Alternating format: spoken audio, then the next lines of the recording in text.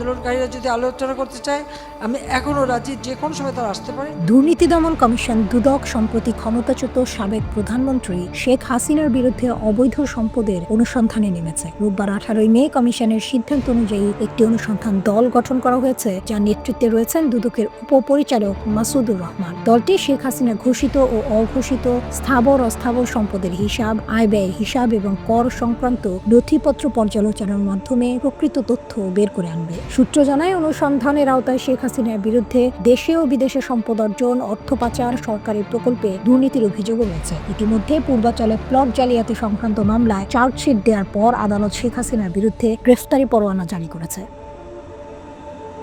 একই মামলায় তার বোন শেখ রেহানা, সাবেক প্রতিমন্ত্রী শরীফ আহমেদ, প্রধানমন্ত্রীর সাবেক একান্ত সচিব সালাউদ্দিন এবং গৃহায়ন ও গণপূর্ত মন্ত্রণালয়ের 14 কর্মকর্তার বিরুদ্ধেও চার্জশিট দেওয়া হয়। দুদকের অভিযোগপত্রে বলা হয়, পূর্বাচল এলাকায় 60 কাঠা প্লট বরাদ্দে জালিয়াতির সুস্পষ্ট প্রমাণ মিলেছে, যা ক্ষমতার অপব্যবহারের একটি বড় উদাহরণ। আদালত বিষয়টি আমলে নিয়ে অভিযুক্তদের বিরুদ্ধে আইনানুগ ব্যবস্থা নেওয়ার নির্দেশ দিয়েছে। এছাড়া গত 15 বছরে দেশের বিমানবন্দর উন্নয়ন প্রকল্পের আর্থিক ব্যবস্থাপনা নিয়ে উঠেছে বড় ধরনের দুর্নীতির অভিযোগ। এই তদন্তের অংশ হিসেবে সাবেক প্রধানমন্ত্রী শেখ হাসিনা সহ বেসামরিক বিমান পরিবহন ও পর্যটন মন্ত্রণালয়ের সাবেক প্রতিমন্ত্রী মোহাম্মদ মাহকুব আলী এবং সাবেক সচিব মোকাম্মেল হককে দুদকে হাজির হতে বলা হয়।